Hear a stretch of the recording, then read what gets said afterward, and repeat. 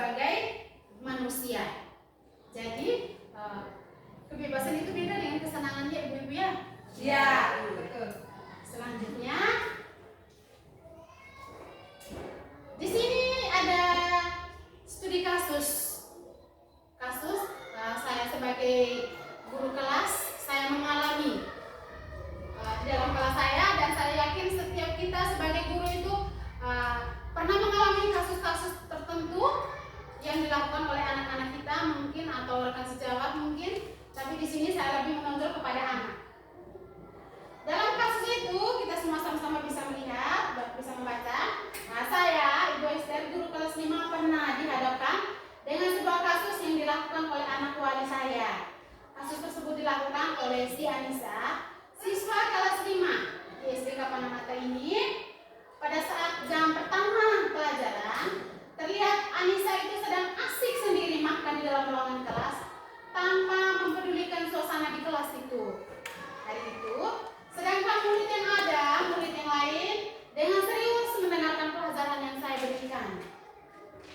Anissa sepertinya tanpa beban, menganggap itu adalah hal yang wajar-wajar saja dan tidak pernah merasa bersalah, walaupun pada kenyataannya bahwa dilarang makan di dalam ruangan kelas itu adalah salah satu bentuk dari kesepakatan kelas yang pernah kami buat bersama.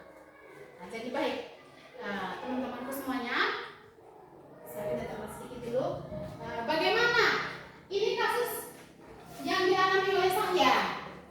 Mungkin teman-teman di kelas lain juga pernah mengalami hal serupa.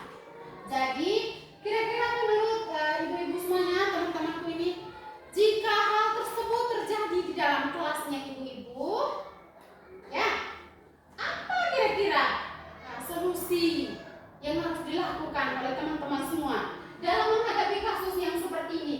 Ini terlihat sederhana tetapi berpengaruh. Setuju? Setuju. Baik. Saya ingin mendengar dari teman-teman semua. Kira-kira seandainya kasus tersebut terjadi pada kelas teman-teman semua, apa hal yang harus dilakukan oleh teman-teman? Saya ingin mendengar dan teman-teman semua silakan. Mungkin ada yang ingin berpendapat. Oke, baik, terima kasih atas Ya, kesempatan cantik. yang diberikan kepada Silakan, saya. Bu. Itu juga sering kita temukan di setiap kelas. Ya. Yang pertama itu yang harus saya lakukan itu, saya ingin bertanya kepada peserta didik saya, apa alasannya sampai dia seperti itu. Mungkin yang pertama itu kita kembali kepada kebutuhan tadi. Ya. Mungkin di rumahnya mungkin dia kurang tidak sarapan, sudah dia makan di dalam kelas.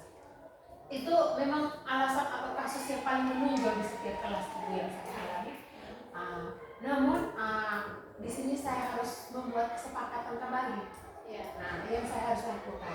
Salah satu kesepakatan yang harus saya buat itu adalah salah satunya tidak boleh makan saat pelajaran.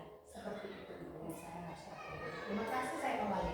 Oke, luar biasa sekali. Tepuk tangan untuk Ibu Tati dulu. Oke, terima kasih banyak Ibu Tati yang cantik dan penuh semangat. Terima kasih untuk jawabannya. Mungkin dari teman-teman lain ada? Oke. Jadi ya, saya yakin jawaban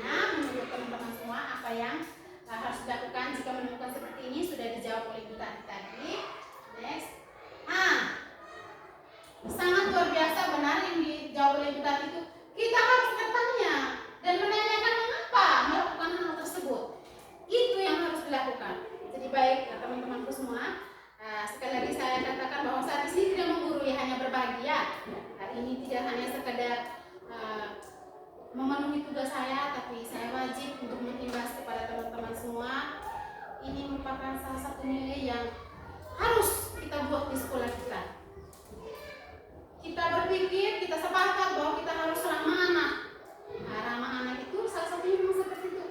Kita tidak serta-merta langsung menghukum, langsung memarahi. Langkah yang paling pertama kita harus bertanya, apa yang mendorong dia melakukan hal tersebut. Itu wajib teman-teman semuanya, itu wajib dilakukan. Ya, jadi misalnya tadi kasus yang dialami saya itu, saya bertanya, mengapa engkau melakukan hal tersebut? Mengapa engkau makan dalam ruangan kelas? Baru jam pertama lagi. Kemudian anak itu pasti akan menjawab dengan sederhana, saya lapar Bu. Setelah mendengar jawaban yang seperti itu, berarti kita tahu. Setelah kita tahu jawaban, setelah kita mendengar jawaban, berarti kita sebagai guru kembali ke belakang tadi. Kita tahu kebutuhan dasar dia itu apa sebenarnya. Kebutuhan dia adalah untuk bertahan hidup. Seperti kebutuhan dasar pertama, dia butuh makan. Sepakat ya? Dia butuh makan. Kita tanya dulu, dia bilang saya lapar Ibu. Oh berarti analisis kebutuhan dasar manusia yang pertama yang harus dia penuhi pada saat itu yaitu untuk bertahan hidup. Dia lapar. Kalau dia tidak makan, dia bisa pingsan mungkin. Jadi dia butuh bertahan hidup. Dia makan dalam ruangan kelas.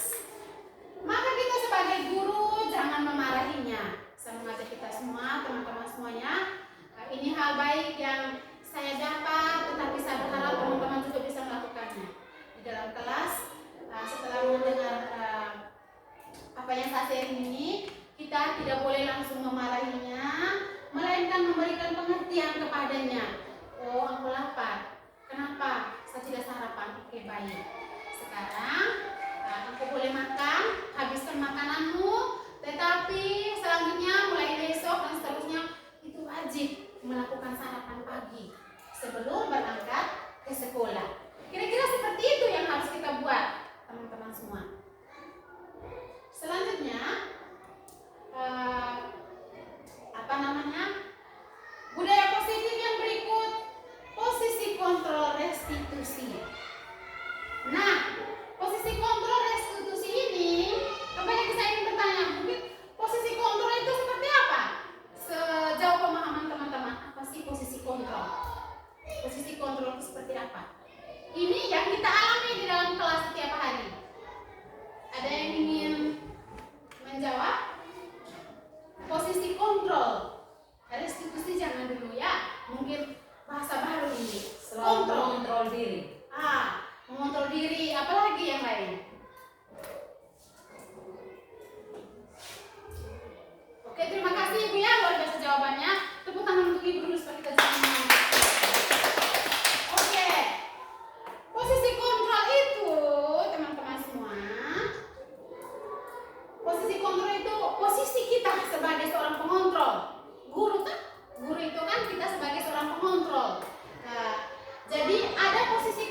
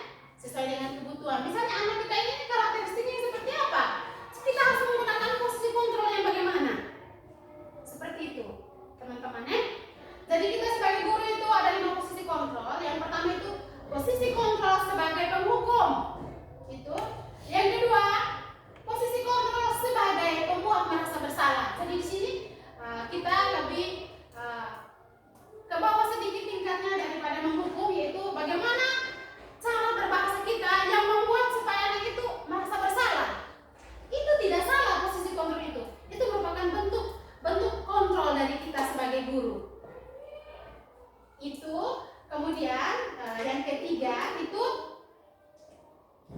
oh maaf,